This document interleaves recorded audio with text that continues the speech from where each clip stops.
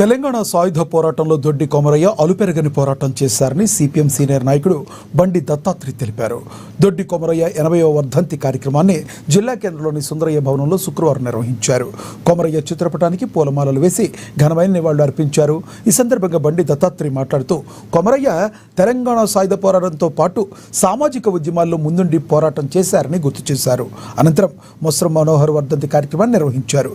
ఇంద్రవెల్లి మండలం చుట్టుపక్కల గ్రామాల్లో ఆదివాసుల హక్కుల కోసం నిరంతరం పోరాటం చేసిన గిరిజన నాయకుడని తెలిపారు.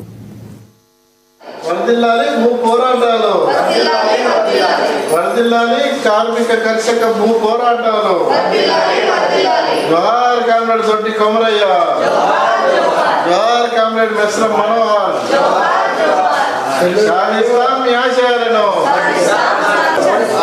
నిలబడి దండ పడుతుంది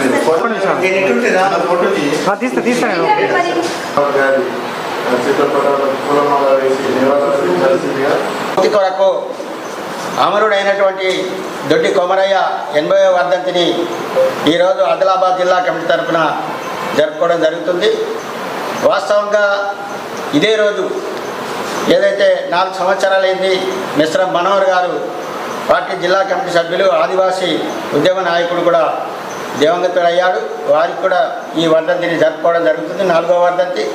ఎందుకంటే భూమి కొరకు భక్తి కొరకు ప్రాణాలు త్యాగం చేసి పేద ప్రజలకు భూమి పంచాలని చెప్పి నినాదంతో పోరాడినటువంటి దొడ్డి కొమరయ్య, ఆయన తెలంగాణ సాయుధ పోరాటంలో ఏదైతే చంద్రారెడ్డికి వ్యతిరేకంగా భూమి సాధించడానికి పెద్ద ఉద్యమం జరిపారు. ఆనాడు 4000 మంది అమరులయ్యారు. అదేవిధంగా 10 లక్షల ఎకరాలను భూమి సాధించుకోవడం జరిగింది. ఆ నినాదం దున్నేవాడికి భూమి రావాలనే ఒక నినాదంతో ఈ పోరాటాలు అనేటువంటి కొనసాగినాయి. అందుకనే ఇప్పటికి కూడా పేద ప్రజానిక భూమి రానటువంటి వాళ్ళు అనేక మంది ఉన్నారు. వారి ఆశయ సాధన కొరకు సిపిఎం పార్టీ భూమి కొరకు భక్తి కొరకు ఇప్పటి వరకు కూడా పోరాటాలు నిర్వహిస్తుంది. కొన్ని చోట్ల ఇళ్ల స్థలాల భూ పోరాటాలను కూడా విజయవంతం చేయడం జరిగింది. ఈరోజు పోడు పట్టాల కొరకు కూడా ఏదైతే మనోహర్ గారు పోరాటం చేశారో ఆ రకంగా పోడు పట్టాల కొరకు కూడా పోరాటాలు నిర్వహిస్తున్నాం. ప్రభుత్వం మీద ఒత్తిడి తీసుకొచ్చి కొన్ని సాధించుకోవడం కూడా జరిగింది.